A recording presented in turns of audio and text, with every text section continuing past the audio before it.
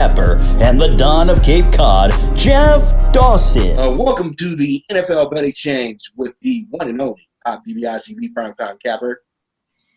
And Jeff Dawson, the CEO and founder of EastCoastSportsInvestors.com, the Don of Cape Cod himself. And here we are. We are in week 5. The first quarter of the NFL is over and done with.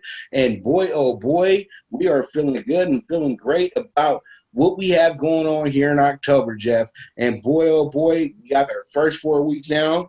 Last week I went 6-7-2. You went 5-8-1. We're kind of close there, but a lot of our games were similar as well too. We were on the same side with some of these games as well, so it worked out for us. But it's always about what happens this week. We could have went undefeated last week, but it's always about the new week, Jeff, and we both know this. So let's go ahead and get it started with Thursday night football game. And in the Thursday night football game, we got the BUCS traveling to the Windy City to go ahead and play the Bears. So in this one, we have a 5.5-point spread and a 44.5 over and under as what was opened up. Jeff, what I'm liking here is the fact that I feel Brady has gotten the memo, and they're setting up the schedule perfect for the BUCS to make a good run and be in a good place when it comes to November and December and things of that nature. So pretty much it is what it is. I like the 5.5 on the BUCS. Let's see how it shakes out, and I'll go from there. What are you thinking, Jeff?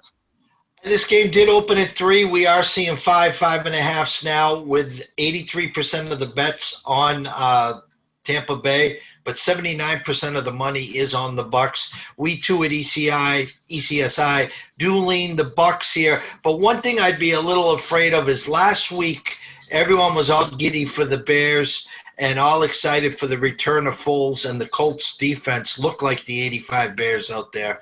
And so we're on the BUCS as well, but we're suggesting to tread lightly in here. We fully expect the BUCS to win, looking at around a 230 money line, but we're going to lay the 5.5 points here.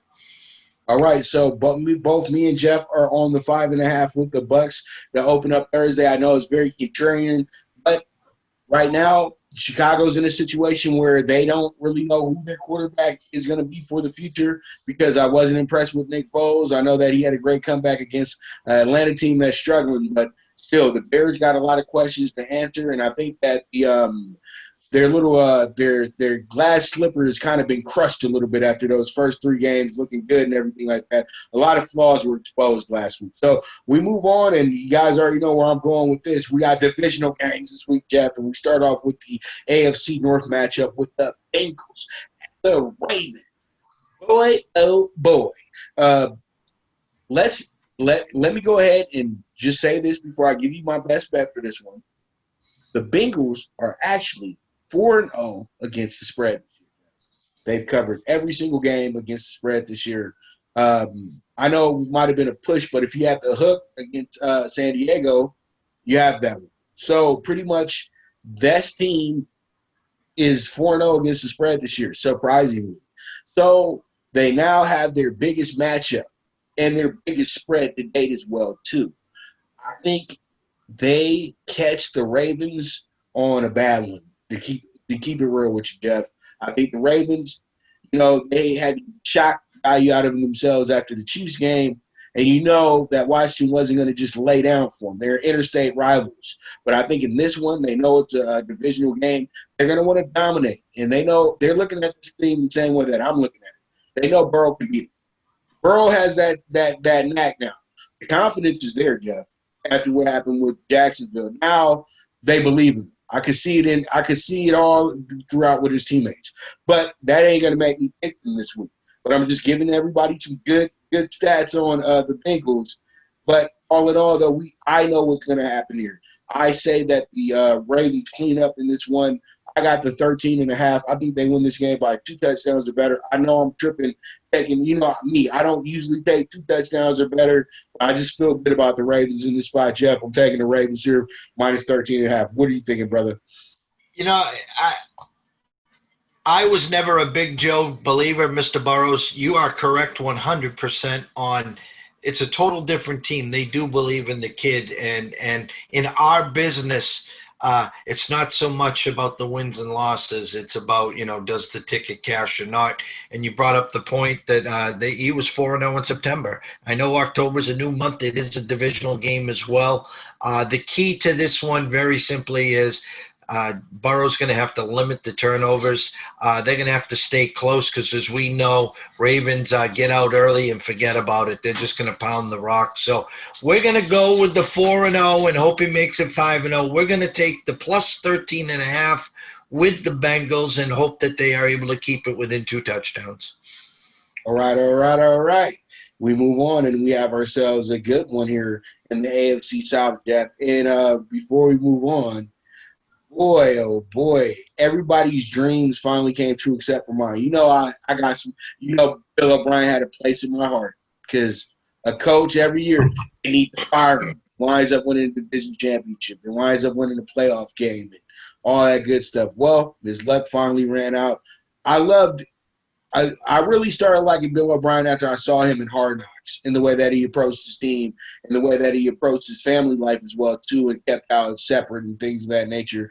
He don't feel sorry for me, and pretty much – and what he said, I would rather go get a guy who went to a small college than to sit up in here and deal with some guy from Alabama who thinks that he's supposed to start on my team because he played on Alabama. You know what I mean? So – pretty much, I always like those words, and I feel like he can be a head coach elsewhere. Houston is just a lot of it's a team that I think that they did the right thing, but it was about time, and it was a make-or-break season for him anyway, and so they just ended it early because they already probably had the idea of moving on from him anyway. So with that, what I'm going to do this week is I know a lot of people are going to be real high on taking the Texans, brand new coach, and it's my guy. Well, a coach that I'm very, very fond of, and I think that he's I think that he really should have got a shot in Cleveland, man. They should have kept that thing going with Romeo Cornell. He had a team that was behind him, and now he's back in the game. Texans, he's Belichick and Parcells' guy. He's a part of these great groups, and so he'll be able to bring that leadership to these fellas. And I know that he's always good to get you a win, in a situation like this. But I'm going to go the other way. I'm going to take the Jags. The Jags have played wonderful against the division. They've covered both of their games. They're 1-1 straight up in the division. I love the +7 on the Jags. That's where I'm going. I'm buying up as well, too, Jeff. What do you think? A line open at 6.5, went to a flat 6 with 60% of the bets on Jacksonville. I keep bringing up Houston's schedule, and I'll bring it up again, at KC, home against the Ravens, at Pittsburgh. So 0-3 versus, last week 0-3 Vikings, and teams that handled the Vikings well. So basically, the Vikings game was the final straw. I'm going to go the other way and just think this might be a breath of fresh air. I do look at this as the Jags plus the 6.5, 7, wherever you're shopping. Does look like value, but I think maybe the black cloud has now left the building. Now maybe Deshaun can take over. Romeo, maybe David Johnson could get a rebirth because he's looked stale. Brandon Cooks. This is what they needed. If they don't put out a good effort here, it's on the team, not O'Brien. So we're going to roll with the Texans. We got them -6 right now, -6.5. We bought the hook to make it -6, -120. And there it goes. Okay, so we have one more game before we take our first break, and this is going to be a good one. A lot of people are going to have their eyes on this one, Jeff. You got a 2-2 Raider team coming in here going against the Chiefs, who are 4-0, probably the best team in the NFL. At the end of the show, I have my top 5 teams for the month of September as well. So they're on the list. We'll see where they fall at. And pretty much there's going to be a lot of money on that side when it comes to the Chiefs, probably first half.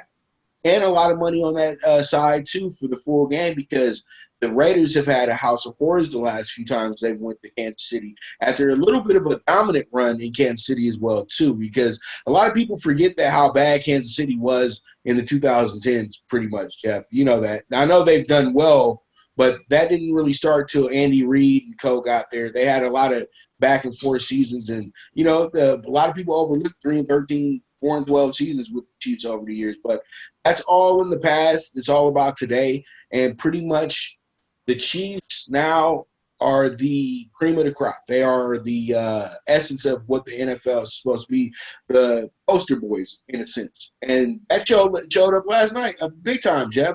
They got penalties that the Patriots used to get in clutch moments. And so pretty much you can see that changing in the guard. But I feel like the NFL is more into parity than anything, to be that honest with you. But let me stick to the game, and I'm going to go here with this, Jeff. I think that the Raiders, after a great effort against the Bills last week, they just came up short. There were mistakes made at the wrong time. They wound up losing the game by 7, but could have won the game by 3. So this Raider team is so close, in my opinion. And I think them going on the road, once again, is going to open up some things for them as well, too. You know what I mean? And they're playing against a rival in the Chiefs, and I think – with what Belichick did yesterday to Mahomes, I think every experienced coach needs to look at that and say to themselves, our team can do the same thing, dropping 6 guys back in coverage and, making sure that we don't give him the 30, 40-yard bombs. We're going to make him a quarterback that's medium to intermediate. If the Raiders can do anything close to that, they got a big shot in this game, in my opinion. I'm not going to say that they win the game, but I am going to take the plus 12 on them that I got over at Rampart. So I'm going in with the plus 12. If you got a buy up, go ahead. But I love that. I think that they're giving the Chiefs way too many points every single week, and that's going to come back and bite the Chiefs and the Chiefs backers in the butt eventually. And I think this could be the week right here, Jeff. So I'm taking the arch rival, the nemesis Raiders, even though they blew it for us last week, dog of the week, but it's okay. Raiders, that's 12. Good news for you, Pops. Line opened at 11.5. It's gone to 13 now. 50% of the bet split and 50-50 on the money, yet the line has moved 2 points. So initially when we talked last night and currently right now, I lean the Raiders, but I also want to tell the viewers that you also need, as well as Bill Belichick and the Patriots defense played, I think you might have to look at it also as a Kansas City team that came in flat, no Cam, and they were very disappointed. I mean, listen, I think Mahomes thought he could have thrown left-handed and won the game. And they were fortunate, they get the pick 6 to close it out, to cover the game as well. So I will lean with you here. I'm currently seeing 12.5, 13. So I'll ride the Raider train with you, plus the 12.5, 13, whatever the viewers get. You're going to have to keep this one close. Get Waller and Jacobs both rolling early. Can't make the mistakes that you have been making. And as you said, it's a divisional game, and let's see if they can keep it within 2 scores. Yes, sir. Yes, sir. And with that, we will be right back with the NFC divisional games. And I can't wait because we about to talk some NFC leagues. All right. So this is the NFL Bet Exchange, and we will be right back. Good News Only Racing Club, led by the legendary Doug O'Neill, the trainer of 2 Kentucky Derby winners, and I'll have another in Nyquist. Also trained 2-time Breeders' Cup champ Golden Sense, who are just a part of a long list of thoroughbred champions trained by Doug O'Neill. The Good News Only Racing Club has a young core of horses to look out for in Dennis's Celery, Irish Heatwave, and Notre Dame, just to name a few. Win the day every day with the Good News Only Racing Club, a proud sponsor of the NFL Bet Exchange. The Viget app, where social media meets sports betting. Get the latest line movements in all major sports. Track your daily bets, daily contests, the NFL over-under contest that pays out $10K in cash prizes. This is a cutting-edge app that helps betting be easy. Sign up with the reference code POPDBIC and you will be able to watch my daily show, The Primetime Angles, as a resource to building that bankroll. Viget is available in your Apple or Google Store on your iOS or Android.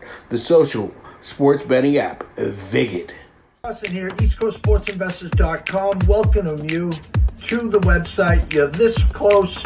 Why not finish the deal and join our team? We're offering 2 great back to the basics and VIP packages for the rest of 2020.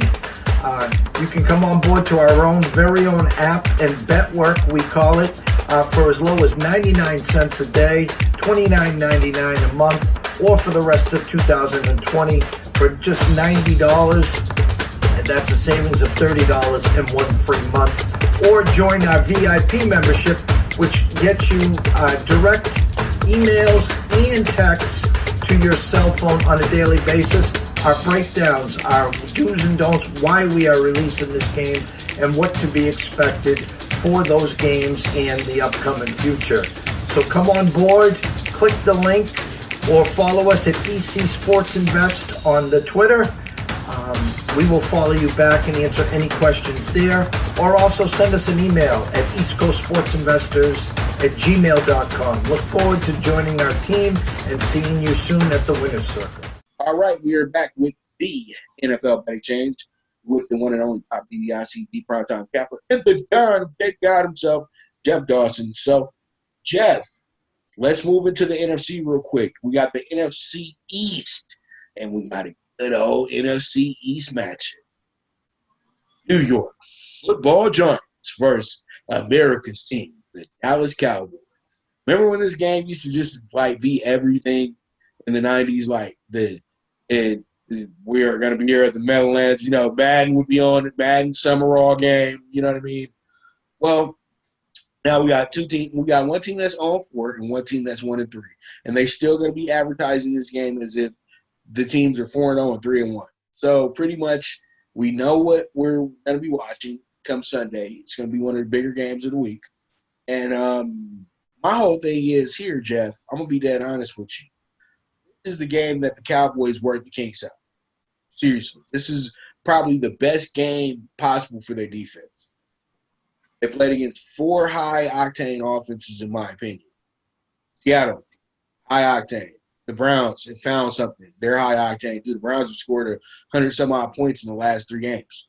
And then you have opening day, the Rams. They're one of the highest-scoring teams in the league as well, too.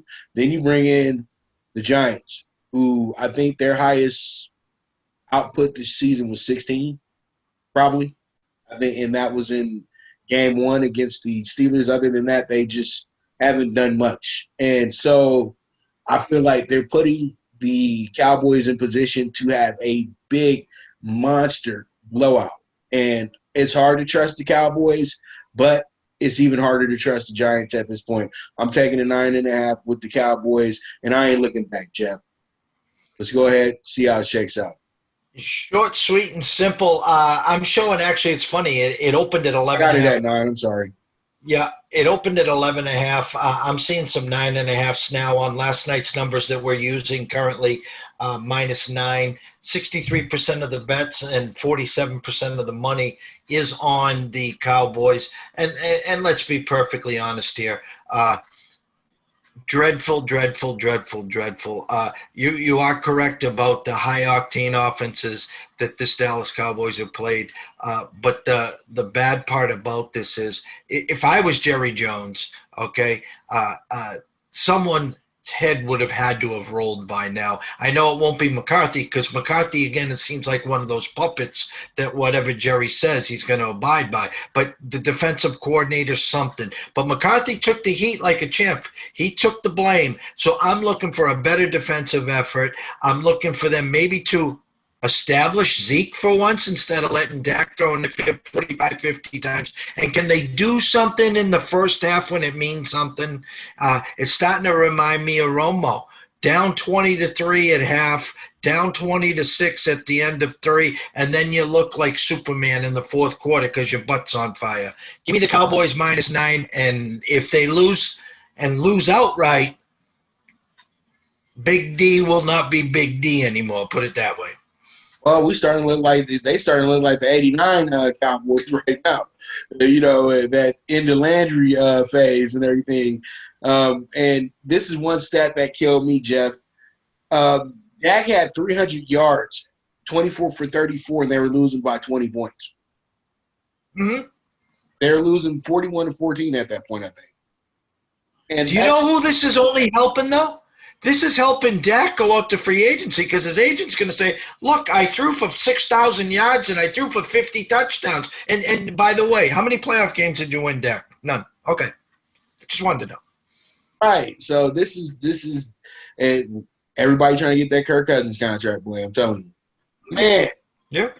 It is what it is, but see, it's a golden age for quarterbacks signing for dollars. You don't even have to be a big winner; just have to be a stat machine. That's it, and that's why I keep telling you guys: the passing game in the NFL might be the most overrated thing. Period. Point blank. 300 yards, and I'm still down 27 points. Nah, I can't have that. And then you see the running teams; they literally are shortening the game and winning the game by 30 points easily. The Browns were the running team. Okay. What'd they run for 350 yards? Yeah. Well, did they get 300? No. About two. It was. I think they ran for like 258 or something. Yeah, they did well because Kareem Hunt did his thing. Chubb was out in the second half. Okay, so this is a lowly battle, but this is a team that they're starting to really. They're being tricky, Jeff. They're being real tricky. This is an NFC South matchup. And the Panthers are 2-2. And me and Jeff talked about this in the preview. Jimmy, it's all on Bridgewater. If Teddy B can do Teddy B things, that means manage the game, throw those little dinks and dunks, throw those accurate passes down the field, then the Panthers might not be as bad as advertised. They're not a playoff team yet. But those two victories were very good. They traveled to Los Angeles, get a big win over a Chargers team that was heavily favored against them. Then they come back the next week, and they got us real good in that one, Jeff. They put the spread at 3.5. We all think the Cardinals are a bunch of world beaters, but we're dealing with the same team that lost to the Lions. What do? They walk into Bank of America Stadium and lay an egg, and it was a rotten one too. So pretty much they lose by 10 points, and now you're looking at this Panthers team much better, much better. But this week, though, Atlanta finally showed me something, and I think in these type of games for Atlanta, they got to get they got to get the win here. I think they're playing for the coach's job come Sunday if he's not fired by this week. We don't have anything coming in yet because the week is still young. But honestly, Jeff, I think they're playing for Quinn. I think they're playing for the coach's job Sunday. Because Arthur Blank can't do more. He can't really sit here and keep watching this. This is a bad movie. It's a really bad movie. You got a top 10 quarterback. You got 2 top 10 receivers. You got Todd Gurley, one of the better running backs of the decade. And you guys are on 4 when you know you should be 2-2. There's a lot of things going on in Atlanta, and this is a must-win situation. I hate to put that on the team, that they're in a must-win situation, but Atlanta's in a must-win situation right now. They can't drop the 0-5. They can still be in this thing if they have a good October, but they got to get into this thing, though, Jeff. I'm taking the Falcons again, but this time begrudgingly. And I'm going to take them with the -3.5. And I know everybody's going to be like, why you keep talking up the other team and taking the other side? Because that's what we do. We're not homers. We're investors. We're analysts. That's what we're doing for you. So that's where I'm at, Jeff. 3.5 Falcons. Well, I'm going to, from our notes last night to where we are today, and I'll just make this quick and easy. To the viewers here, we're filming this early. Lines change, COVID. We're trying to get this out to you as quick as possible. Things do change. Injuries, COVID, testing, in, out, game time decisions. So we're putting our best foot forward, but always stick with me, stick with Pops, Twitter, IG, Facebook, whatever, to contact us if you have any questions about, hey, how come you guys gave us this number and now it's this number? Well, we can tell you why the line moved. So with that being said, I'm sticking with the Falcons here. Line opened at 3.5, currently at 2.5, Pops. 76% of the bets, 78% of the money, all on Carolina. But what I'm going to do is I'm going to make it a little simpler here. The money line has dropped from 155 to 145. So I'm going to take the points right out of play. I'm going to stick with you one last time here as well with the Falcons. I like what I saw from Gurley yesterday, to be honest with you. And I think if you can establish Gurley, if Julio comes back, Ridley doesn't throw up a goose egg, give me the Falcons and minus the 145 money line. We're going to take the points out of play here. right? Because the money line was too high for me. That's what I really wanted to do here. But I know what's going to happen here, Jeff. It's going to get bet down to 2.5. Because people are going to start thinking logically by Thursday, Friday that, hey, the Panthers are the 2-2 team here. Why would I not want to take the dog here? You know what I mean? But it's a tricky, tricky spot, just like the spot the Cardinals was in last week against the Panthers. So you got to watch these things. All right, so we move on, and we have ourselves conference games in the AFC right now, Jeff. And we're going to hold off a bit on the Bills and the Titans. We don't know what the status of that game is at this point, but I'm thinking that they will play that game. They're just being clear about a lot of things with that situation right there. So, and mostly it's been staff. It wasn't players, it was mostly staff that were infected with but that doesn't matter. It's still an outbreak. It's still postponed the football game. So it's very serious. So we're going to talk about Pat's Broncos. And as you can see, the Broncos have opened up at 10.5. No, not plus 10.5, the Broncos, right? So you got the Pats, and see, they're going with the Foxborough home field advantage. Let's keep it honest. The Pats played lights out at home. Both their games were dominant victories. Miami, they dominated. Raiders dominated. Now we're back at home again for our third game of the season at home, and we got another team that is having quarterback issues, having issues on the back end of their defense as well too. So this looks like a game that says 2 touchdowns all over it. But I'm I'm trying to see who the starting quarterback will be. And everything is pointing towards Cam Newton probably starting at quarterback. So that's good for Pat's backers, Jeff. But all in all, though, I really do like the Broncos here. I think the Broncos come in here and shake the apple cart a little bit. They may not win the game, but I think they come in here with a little bit of a chip on their shoulder as well, too, and they have themselves a pretty damn good game, Jeff. That's what I'm thinking with the Broncos this week. I know that they just played a game against the BUCS, and it didn't go as well as it should have, a few weeks back. But I think this week the Broncos should be on the money, man, and be able to cover at least. So I'm taking them with the plus 10.5. Since last night now, they've taken this off the board. What I can tell you is this is what I'm hearing today is Cam, again, feels great. He needs 2 tests in a row to come back negative, where he technically could be back on the field as early as Thursday. Denver right now also not sure at who's quarterback. I did read today as well that Locke is back and available.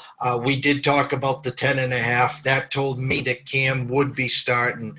A Hoyer or a Stidham, even in New England, it doesn't cover the 10.5-point spread. So if we were to give this out, assuming Cam is playing and assuming whoever's at quarterback with Denver, I do like the Pats in a bounce back here.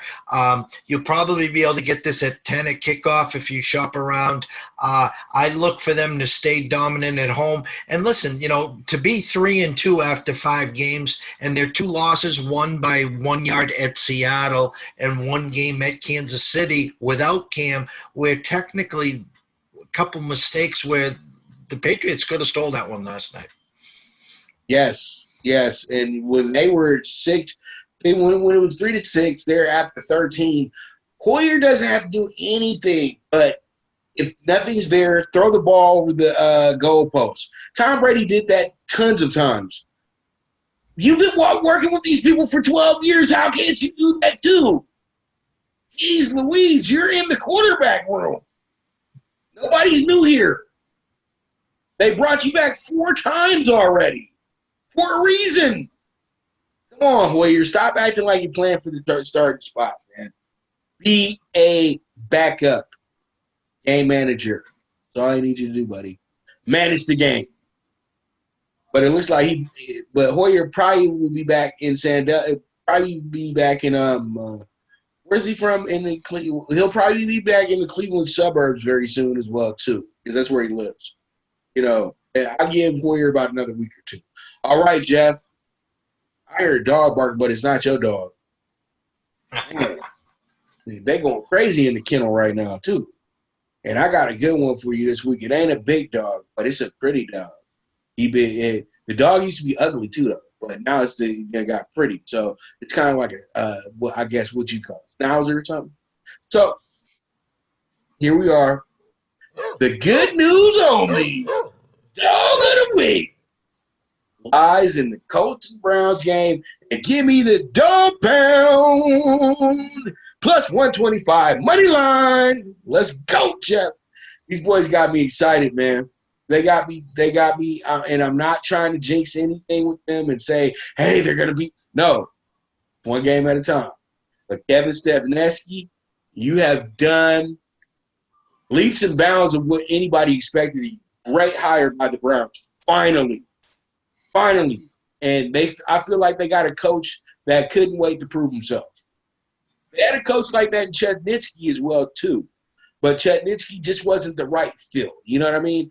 But Stefanski has had nothing but – and I know people in Cleveland are going crazy right now because they probably call him a different last name. I know I'm probably saying his name wrong, Jeff. But I love the fact that he took the air out of him. He said, Baker, you're going to only be able to throw the ball when the situation calls for it. We're going to run this ball. We're going to move this ball. And then when we run a play-action play, you bet we're going to make it so simple for you, you can't mess it up. So now they simplified some things for him. They kind of went back to that Oklahoma style of play calling for Baker to make things a little bit easier. I've noticed that he looks over to the sideline a lot now to get his calls, and it looks good. But the main thing at the end of the day is Myles Garrett, Jeff. Myles Garrett makes this team much better because he can cause turnovers. He can do a lot of things out there. He causes a lot of havoc in a lot of games. This is going to be a measurement game for the Browns. They're going to have a crowd here in Cleveland as well come Sunday. It's going to be one of the biggest games of the week as well, too. I look forward to it. Browns money line plus 125. Let's get it. You know, the Colts been good to us here at ECSI. I'm an opening number guy. Last week when the Colts went to the Bears, the Colts opened up -1, which to us was an eye-opener. It's a statement. And the public chased that number all the way to 3 because of Nick Foles. I think they thought it was going to be Vince McMahon, Jim McMahon, I don't know who back there. But the point was the Colts, their defense is for real. And I looked at this opening number again. The Colts opened up -1.5, -2 favorites in Cleveland, now at 2.5. Only 29% of the bets right now on that money line are on Indy, but yet 66% of the money is on Indy on the money line. For the point spread, it's 53% on Cleveland, but less money, only 23%. Here, ECSI is going the exact opposite. We're riding the hot D. We're riding the team that's won 3 in a row. Hats off to Cleveland. 3-1, great win against Dallas, but I think they're going to be in for a rude awakening. They're not going to be able to run the ball for 200 or 250 yards here. We're taking Indy -145 money line here at ECSI. And there it is. Face off. John Travolta, Nick Cage style. All right, so with that, we will be right back with the NFL Bet Exchange. It's the one and only primetime capper, Pop DiBiase, and the Don of Cape Cod, Jeff Dawson, and we will be right back. Good News Only Racing Club, led by the legendary Doug O'Neill, the trainer of 2 Kentucky Derby winners, and I'll have another in Nyquist. Also trained 2-time Breeders' Cup champ Golden Sense, who are just a part of a long list of thoroughbred champions trained by Doug O'Neill. The Good News Only Racing Club has a young core of horses to look out for in Dennis's Celery, Irish Heatwave, and Notre Dame, just to name a few. Win the day every day with the Good News Only Racing Club, a proud sponsor of the NFL Bet Exchange. The Vikit app, where social media meets sports betting. Get the latest line movements in all major sports. Track your daily bets, daily contests, the NFL over-under contest that pays out $10K in cash prizes. This is a cutting-edge app that helps betting be easy. Sign up with the reference code POPDBIC and you will be able to watch my daily show, The Primetime Angles, as a resource to building that bankroll. VIKINGS is available in your Apple or Google Store on your iOS or Android. The social sports betting app, VIKINGS. Austin here, EastCoastSportsInvestors.com. Welcome you to the website. You're this close. Why not finish the deal and join our team? We're offering 2 great back to the basics and VIP packages for the rest of 2020. You can come on board to our very own app and bet work, we call it, for as low as 99 cents a day, $29.99 a month, or for the rest of 2020 for just $90, and that's a savings of $30 and 1 free month. Or join our VIP membership, which gets you direct emails and texts to your cell phone on a daily basis. Our breakdowns, our do's and don'ts, why we are releasing this game, and what to be expected for those games and the upcoming future. So come on board, click the link, or follow us at EC Sports Invest on the Twitter. We will follow you back and answer any questions there. Or also send us an email at eastcoastsportsinvestors@gmail.com. Look forward to joining our team and seeing you soon at the Winner's Circle. Welcome back to the NFL Bet Exchange with the one and only Pop DBIC, the Primetime Capper, and the Don of Cape Cod, Jeff Dawson. And let's go ahead and jump into it, Jeff. We got some more games here in the conference games for the NFC. And Rams get to travel out to their favorite destination, back east, 3 hours ahead. Rams this season are 2-1 back east this year. So pretty much, are they 1-1? No, they're 1-1. Yeah, they're 1-1 because they're 2-0 at home. Yeah, they're 3-1, 1-1 back east because the Buffalo game. But they should be 4-0. They should be 4-0, but hey, it is what it is. At the end of the day, it is what it is. So they go to Washington, and this is almost like a mulligan, as they would say. This is a game that the Rams should not lose at all. They shouldn't even come close to losing this game. And the last time the Rams and the Redskins took that, Jeff, it was ugly. Even though the game was in Los Angeles, they absolutely it was an absolute mess and when they played each other. So pretty much this one right here, this is a different Redskins team. Different Washington football team. And damn, it's so hard not to just say it. You know what I mean, Jeff? Like, you just don't want anybody to come after you. You know what I mean? We've been calling them this name for the last 60, 70 years, but we just can't do it anymore. So the Washington football team, I've given them chances. They was even the good news only dog of the week. And now I'm over it, Jeff. Pretty much I'm over it. Ron Rivera, it will not probably be a 100% coach for them until next season because he's dealing with his medical issues. Haskins is a very good quarterback, but he needs a veteran to learn from. That's just that simple. I don't know if he has the veteran there. I know Alex Smith is there, but Alex Smith wants his job back. You know what I mean? So I don't know if he's too worried about tutoring the kids, okay?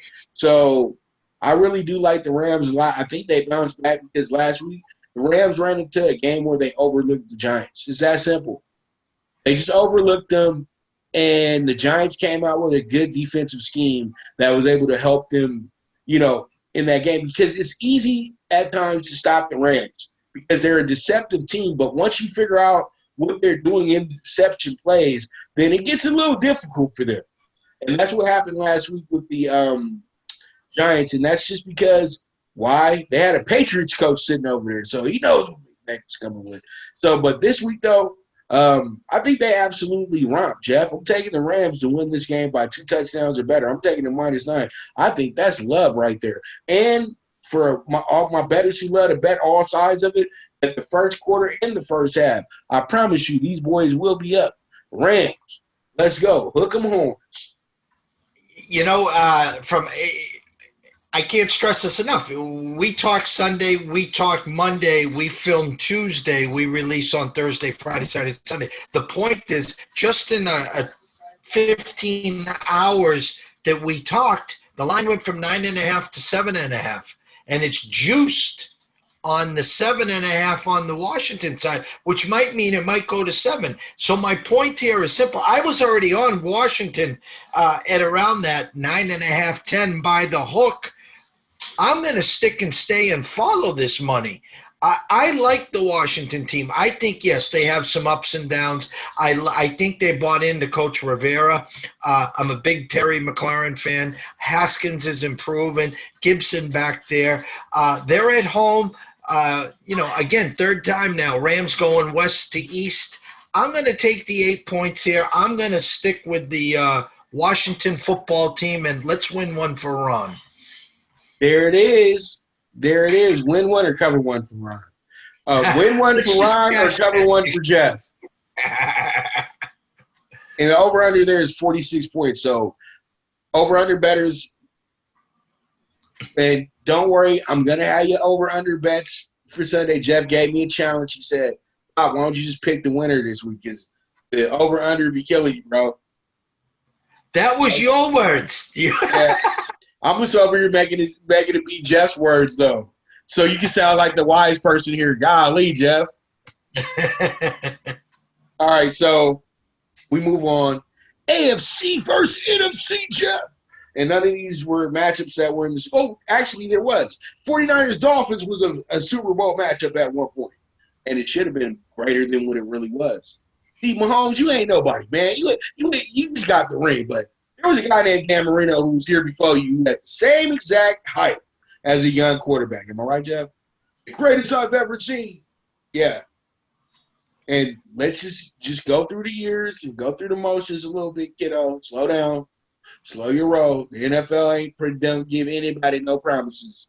All right, but let's start off with the Cardinals and the Jets stuff. We just jumping the gun, Jeff. So, Cardinals, Jets. The Jets. You're the worst team in the NFL. Rightfully so. You hold that crown. You hold that distinction. You are in the basement in Queens. Grandma's house. That's where the Jets are. That's how bad they are. Terrible. And, yeah, they came close last week against Denver, but still, you knew they were going to lose. At least they got people to over last week, even though they should have stayed under. They scored the most points they scored all season last week, 28 points. So that could give you a little bit of confidence in them, you know what I mean, Jeff? But once again, they were playing on 3 days of rest. Now they've gotten 10 days off.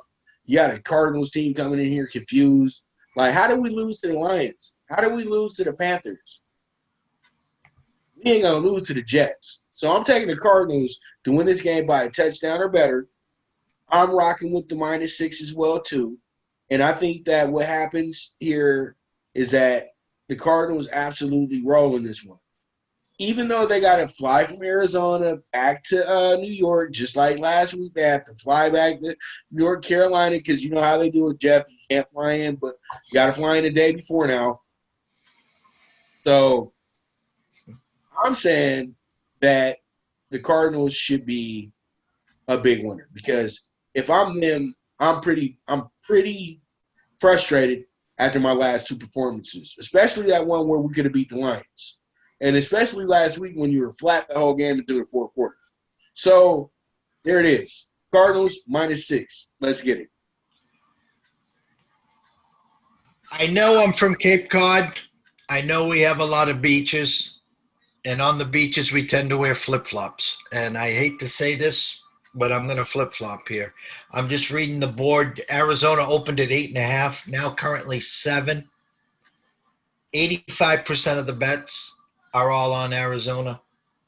Only 10% of the money. Pops, you remember last week when you talked about that game where Dallas came into the Jets and the whole world had Dallas and the Jets beat them? Do you remember that? Yeah. And it just hit me like a ton of bricks. And the Jets' money line is +260. And so I'm thinking out loud, there's no doubt the Jets are the worst team in football. And they are on our DNP list at ECSI. If I ever release the Jets again, there's going to be over 200 VIP members that will text me, direct message me. They'll probably come knock on my door. Okay, right. But I'm reading this like a book that we read it here. Okay, so I'm going to shock the world here.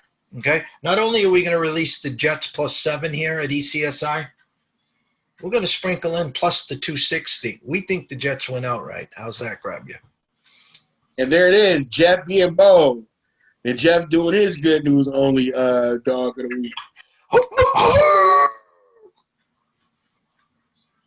And you see, he got a big dog. He got a big dog. He got the Beethoven dog. You know what I mean? So it is what it is with that one, man. So we move on, and we have the Battle of Philadelphia, Jeff. Battle of Philly, brother.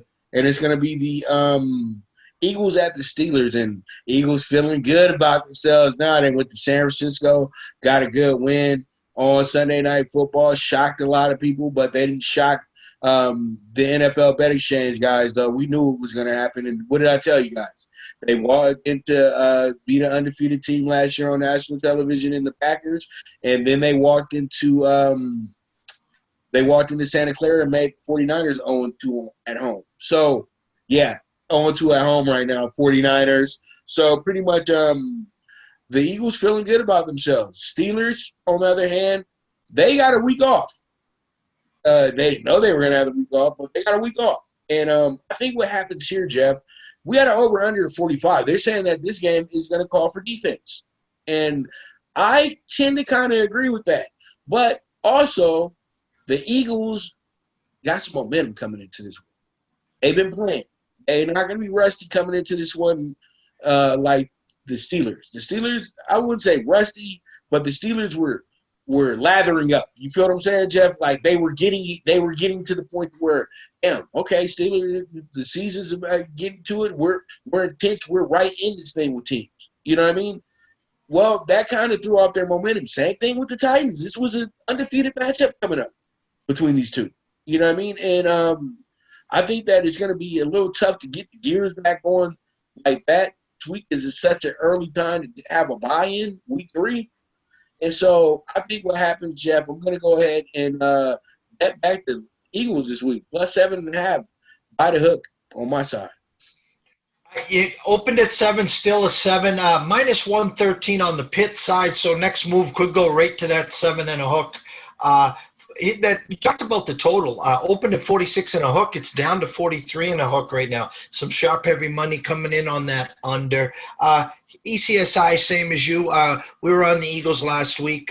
Pittsburgh is our dark horse to go to the Super Bowl this year.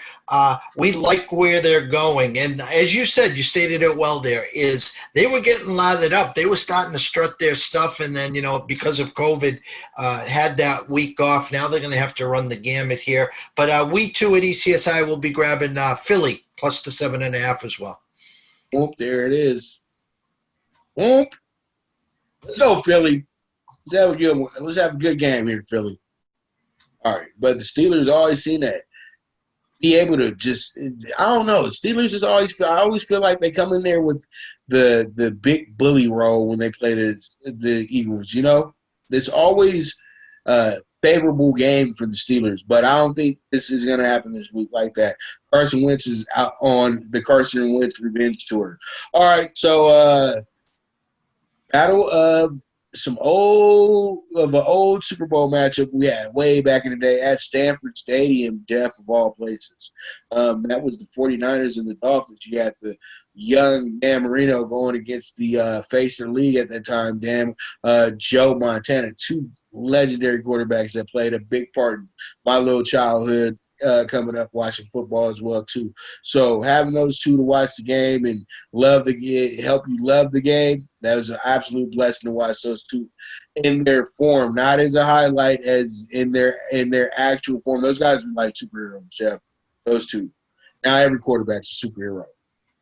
All right, so I'm going to be real simple here, and I don't take the 49ers a lot because they always got big points behind them, and we always seem not to be able to meet right in the middle the correct way.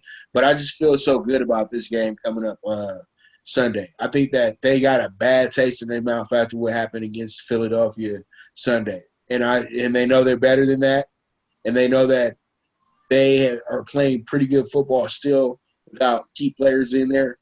So they're going to get the memo, and I think this week the 49ers are going to start thinking about maybe signing a veteran quarterback, in a sense, to back up Jimmy G. That might be a good idea. Is Blake Bortles still on the market, or what? I think he is. Okay. So Blake Bortles is still on the market. That could be a good move for them as well, too. But all in all, I think the 49ers come in here. They get exact some revenge. This is the same place where they lost the Super Bowl at as well, too, last season in Miami. Their first ever Miami Super Bowl loss as well, too, because I think they played 2 of them in Miami, to be exact. Yeah, they did. Or was that in Tampa when they played San Diego? I'm not sure. I have to look it up. But still, it was their first loss in the state of Florida when it comes to the Super Bowl and everything like that. And, it was only their second loss ever in the Super Bowl. So I think what happens here is that the 49ers just go in there and bang, bang, shot you down, win this game by 10 or better, 8.5 to the 49ers. A game currently off the board. We talked last night. We had the 8.5 number. I saw earlier before viewing and filming here, Jimmy G was active, so maybe they're waiting to maybe adjust the line there. Solid points every which way. Miami coming off the clunker against Seattle. South to west. Niners, I expect the Niners to win. I definitely do. Here, we're going to take a swing with the Dolphins and hope that they are able to keep it within 10. We currently got them at plus 8.5. You'll probably be able to get them around 8.5 or 9 come kickoff, especially if Jimmy G's playing. So short, sweet, simple. Hope Fitzmagic doesn't throw 3-4 picks. Maybe it's time that we see some Tua. Maybe some fans out there hoping that the Dolphins do get waxed and then Tua starts next week. I don't know. I mean, looking what Abe Herbert did, he is legit, by the way, for the Chargers. And the Oregon quarterback duck curse has now been lifted finally. But we're getting off track there. But we'll take the Dolphins plus the 8.5 or 9, whatever you get at your shop. All right, and there it is. That's going to be a wrap on the conference, on the AFC versus NFC games. It's not really a wrap on it. It's just now we get to move along to the Sunday night and Monday night game. But we'll get to that after this commercial. Okay, so we'll be right back with the NFL Bet Exchange.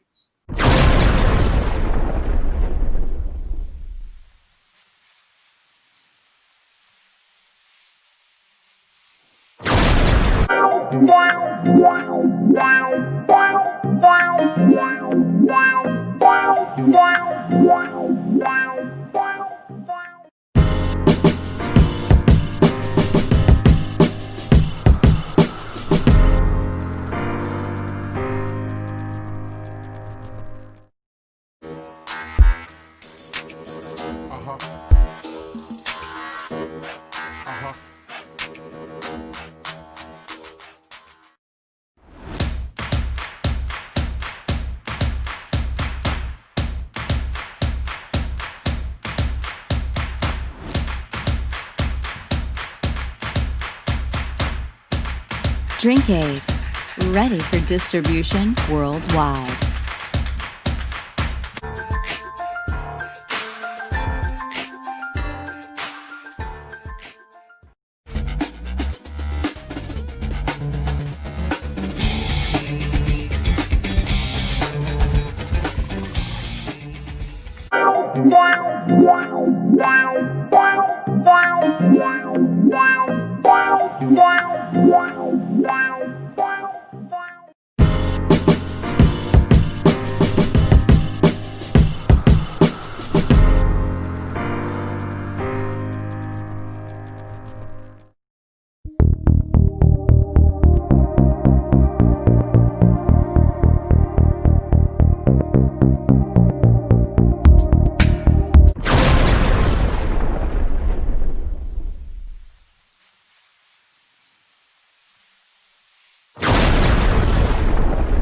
Welcome back to the NFL Bet Exchange with the one and only Pop DiBiase, the primetime capper, and I got the Don and Cake God still with me, Jeff Dawson. We are east to west. My man sitting over there in the beautiful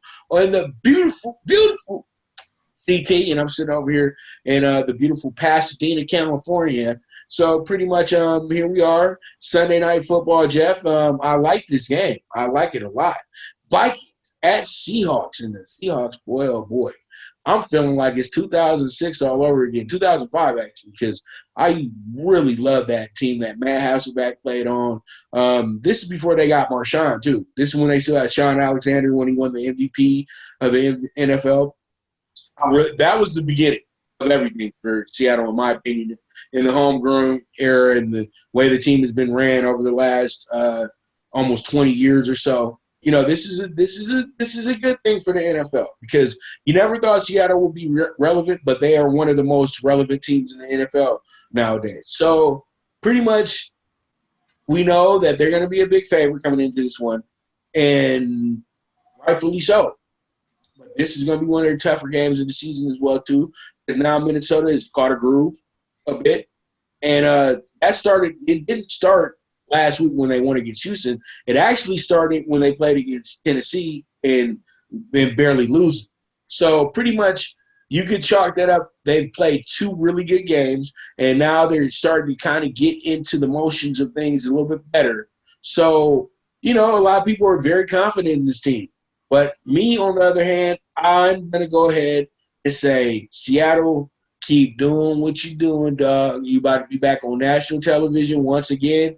And I think Russell Wilson is going to put on a show for Chris Collinsworth once again because it seems like every time Chris Collinsworth calls a Russell Wilson game, he's putting on a great show for the man. So there it is. I'm taking the Seahawks. I'm buying down, Jeff. I'm buying down -6.5 on this one. Let's see how it checks out, brother. Well, nice intro. I agree with everything that you did say. Like we did talk about the Eagles and some momentum. I'm going to jump on that Minnesota momentum train. It has to be a big day for Dalvin Cook. Cousins can't go in there expecting to go toe-to-toe with Russell Wilson. But what he can do is, you know, dink and dunk. He can use Thielen, you know, play a little let's say ground control, keep a little keep away here. So we're going to go the opposite here. We're going to take the Vikings. We're going to buy the hook as well. We're going to take the Vikings plus the 7.5 minus the 120 and hope they stay within 7. There it is. There it is. This is going to be probably one of the games of the week, top 5 games of the week, Jeff, for sure. For sure. And I look forward to watching it as well, too. Because I don't think we'll have the NBA Finals Sunday, so it'll be right there all by itself. Hi, how you doing? Maybe we might get a baseball game, though, too, Sunday. I think that we got maybe 2 of these series to go 5 games as well, too. You know, this is a serious situation right here, playing in one stadium. And, you know, certain teams are going to take advantage of that like we seeing right now. But pretty much we're moving on to – the Monday Night Football. It's a Monday night party. We got Breeze going against the team that drafted him, Chargers, Saints. Oh, boy, oh, boy, oh, boy. This one is going to be a good one in my opinion. I think that what happens here is, though, the Chargers, man, are it's the same old song with them, Heartbreak Hotel. You know, they're a team that they can go up in games, then lose the game. They can go down in games, come back, and still lose the game. This team is a bad 1-3. They should be 2-2, 3-1 at best, to be honest with you, Jeff. Should have won the Chiefs game. Should have won the BUCS game. But we don't live in a coulda, shoulda world, Jeff. So pretty much we need to know what the real is, what the facts is. And I think the Chargers are due this week. And I think that I don't know how much longer Breeze is going to be in the league. I'm betting that this is the final season, in my opinion, Jeff. And I'm thinking to myself that he gets sent out on a nice little ride by the team that drafted him. I think that the Chargers can actually walk into the Superdome and beat the Saints straight up. And I'm taking a plus 7.5 for the insurance. If Michael Thomas doesn't play against the Chargers, the Saints are in trouble. It was okay against the Lions, but if he doesn't play against the Chargers, they're in big trouble in my opinion. So I'm taking a plus 7.5 on the Chargers. They at least show up, Jeff. They at least show up, and they're going to be a part of my dog pick for. I'm already licking it right now. Listen, I'm a big Herbert fan. He's looked fabulous. He really has. Great effort last week, come up short against Brady. I think it's a tough spot for the Chargers here. I think we've had a on again, off again, on again, off again with Herbert. Line opened at 7.5, still at 7.5. Monday night, Saints got their sea legs back they were down 14-0 to the Lions and stormed back. I look for big things from the Saints. Michael Thomas is active. It came across early this afternoon. We're going to buy the hook, and we're going to take the Saints -7, minus the 125, and we're going to hope that the Saints win by double digits or more. There it is. There it is. And that's a wrap for this week. And sorry about not having Buffalo and Tennessee. We'll have those in our later programmings this week as well, too. If you guys watch the Daily Show, the primetime angles and everything live on IG, I always have a Sunday ticket. It'll be a part of that Sunday ticket. It'll be on the straight-up winners list as well, too. We just couldn't get into the game because we don't have the information that we need to have for it. So I just wanted to clear that up for maybe people that might be joining us late to that, Jeff. That might have missed the AFC segment of the show. All right, so my top 5 teams the first quarter of the season, Jeff. Number 5, the Ravens, 3-1. Ravens could possibly be 2-2. In certain situations because I felt like maybe they kind of overlooked some things in the games earlier on in the season. And, if Houston would have had something together, they could have probably won that game against them. So they have been good, but they haven't been like as ultimate as they were last season. There's a lot of things that it's pretty much Lamar's not invincible this season. There's a lot – the flaws are being shown. But that's what happened to Vic after he had his MVP season as well too, where everybody kind of knows what's coming. So, Ravens, you were good though. You played your part. You're one of the better teams in the NFL. Packers, number 4, simply because you had an easy schedule. When I go and put everything together, you played against a team that – your first game was against a team that's 1-3. Second game was against a team that's 1-3. Your third game was against a team that's now 2-2, and then your last game was against a team that's now 0-4. So you didn't play against some of the top-tier teams that you could play against. Now, the Saints win was huge for them, but, the Saints are getting into the groove, and they're kind of having some early season troubles as well, too, without Michael Thomas.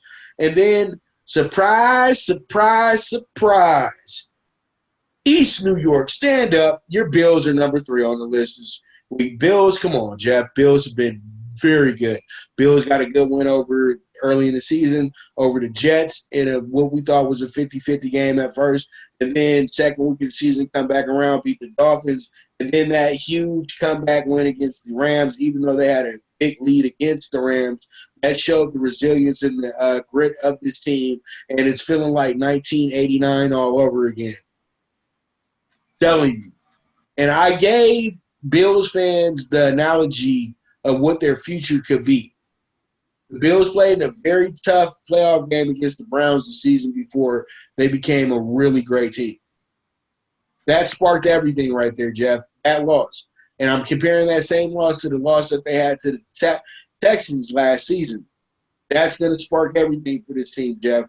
So pretty much they're here, 4-0, number 3 on my list. Number 2, and I'm about to be, and I know I said they've been the team that they've been the apple of my eye, Jeff. But today I gotta have some sense because they ain't the champs, not yet. And my number 2 team is gonna be the Seahawks, 4-0. And then number 1, you guys can guess it for yourselves pretty much as well too. Very simple. Kansas City Chiefs, the world champions themselves. Chiefs been playing some pretty good football. Got a good win against the Ravens. Got a good comeback win against the Chargers in LA as well too. We're dominant opening night against the Texans as well, and they played a good one against the Pats last night as well too. They didn't fall for the shenanigans with the Pats, and they wound up winning the game. And that's my top 5 teams for the month of September. What do you think of that, Jeff? I have to agree with all of them. The Packers are one team that I was looking to take a step back, and they've just been – Rodgers has been phenomenal. Without Devontae yesterday, without Lazard, it didn't matter. They just shredded Atlanta. The Bills – listen, I have to laugh at – I was a big Josh Allen fan, growing pains, sometimes just erratic. But this kid in college, he could throw it through in blizzards, this guy's throwing it 70 yards downfield, and I really liked him. I think he's really taken the next step, and his chemistry with Diggs has been phenomenal. I think Seattle's been great. I really do, but I think there's some holes there. So we'll see what happens this month if they do get exposed. The Chiefs are the Chiefs. I mean, listen, Mahomes is just at another level. I like to compare. Someone asked me earlier this week, and here's how I'll compare it. I'm not going to say Mahomes will ever be Brady or the GOAT, but I will compare Mahomes to a Michael Jordan or a Joe Montana. Jordan was 6-0 in title game championships, and Montana was 5-0 in Super Bowls. I think when Mahomes in Kansas City gets to the big event, they're going to win. So we'll see. But I do agree with all your fun. All right, that's the top 5 teams for the month of September right there. And see, I'm not going by just records and stuff, Jeff. I'm going by who looks good in the months. You know what I mean? Next month, I could be putting up the who's one of the worst teams in the league right now. I could be putting up the WFT next month. It all depends on how you do for the month. You know what I mean? All right, DFS Sunday lineup. And Jeff, I actually did this one smart. I overpaid last week. That's why I had to deal with the Bengals being my defense last Sunday. But this Sunday, I think I got a good defense for this move. Matt Ryan is going to be our starting quarterback going against Carolina. He's always had good work against them. And I was looking at the situation where it's pretty much giving me the idea that Matt Ryan is due for a good 300-400-yard game at home. He plays so much better in the dome. All right, so then I'm going to go with the guy that's been moving up. And, since I'm in L.A., I get to watch the Rams weekly, week in and week out. And this guy is nothing but he's a workhorse. I like him a lot. Darrell Henderson Jr. Got him as the starting running back this week because he was nice and cheap too, Jeff. Then we got Kenyon Drake. I got Kenyon Drake here because I feel like Kenyon's going to have a huge game against the Jets this week, and he doesn't fumble the ball either. So I think Kenyon Drake is going to actually he's always been successful against the Jets, even when he was in Miami. So I think he's going to have another big game against them. And then I'm going to go with Jared Goff's favorite target, Cooper Kupp. And I really do like Cooper Kupp here. I think that he's going to wind up being a very, very good receiver when it's all said and done. And not a Hall of Famer or anything like that yet, but, he's going to be somebody you'll remember his name in L.A. Lure. So I like Cooper Kupp a lot for the Rams, and he's going to be over here playing for us as well Sunday. And here goes a little bit of surprise play, but I feel like he's due for a huge, huge game here as well too. It's going to be it's actually going to be Jarvis Landry. Jarvis Landry. So I love Jarvis Landry. I think that game last week sparked some things in both him and OBJ. So I think this week is going to be his week because now they're going to sit up there and they're going to try to take OBJ out of this game.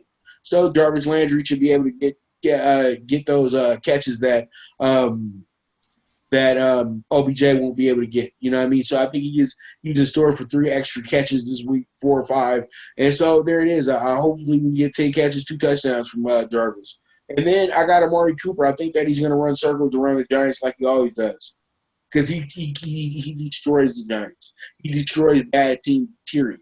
So I'm going with Amari Cooper here as our wide receiver. And then I'm going to go ahead and bring in Austin Hooper, who's becoming one of Baker Mayfield's favorite weapons as well, too. So I can expect a lot of targets from him, maybe sneaking a touchdown or 2 from him as well, too. So I'm throwing in Austin Hooper. And here goes a guy that I couldn't believe he was this cheap, but it is what it is. I'm still going to take him. And I can see the star power in him. I think he might be the best of the trio of the young receivers that have came into the league. And that's CeeDee Lamb. for the Cowboys, and I really do like him. Jerry Jeudy made an appearance on Thursday Night Football with a big catch last week, with a Mauston type catch. And we all know what Henry Ruggs did opening day. You know, pretty much showed the speed and the route running. But I really, honestly, Jeff, I think that CeeDee Lamb's probably the best one though, because when he gets the ball, his rack ability is insane. So, you know, I really like it, and I think that he has a big game this week because they're going to be keyed in on Gallup and Cooper and all those guys. But I just think that they're going to decimate the Giants this week, man, because the way that they've been passing the ball has been just immaculate. So it is what it is. And then defense this week, I'm going to take the Cards, Jeff. Cardinals get some sacks. All right. And that's my DFS Sunday lineup for you guys right there. And I think we saved about $8,000 here. There you go. There it is. There it is. All right, Jeff, final thoughts. Week 5 already, October. Looking forward to it. Everyone listening here, you know, keep an eye on the moving lines, who's in, who's out, the injury reports, the COVID testing. Always try to buy the sharpest lines. And you can follow us at EC Sports Invest on Twitter. Follow us on IG and Facebook at Jeff Dawson at East Coast Sports Investors. Check out our website at eastcoastsportsinvestors.com. Any emails at eastcoastsportsinvestors@gmail.com. We'll answer any questions. We're like Pops. We're here just to give you information, educate you, and help you cash your tickets. All right, you guys check your local listings and your Zingo TV apps and everything for when the NFL Bet Exchange is on that network. Times do vary, but we are available every Sunday at 9 a.m. and 11:30 a.m. as well, Eastern Time. And we are actually come on at 11:30 p.m. on Saturdays as well, too. And then we're an 8 o'clock show on Friday nights. And pretty much we're a late show come Sunday as well, too, Thursday. But I will release the schedule this week for when the show will be on Zingo TV. And also, I want to thank you guys very much for tuning in. We're breaking records every week on Periscope when we made the premiere on Thursdays at 3 p.m. on my Periscope channel, which is Pop DBIC, or you guys can watch us on the Prime Wave Media channel on YouTube as well, too. So you guys, just the movement is moving. We got big things on the way. I thank you guys so much once again for tuning in. I am your host, the one and only Pop DBIC, the Primetime Capper. And Jeff Dawson, the Don of Cape Cod, East Coast Sports Investors. And this is the NFL Bet Exchange, and we'll see you in Week 6. Toodles. Thank you for tuning in to the NFL Bet Exchange, where the sharpest bets are laid. This show was produced by the Prime Wave Media Group.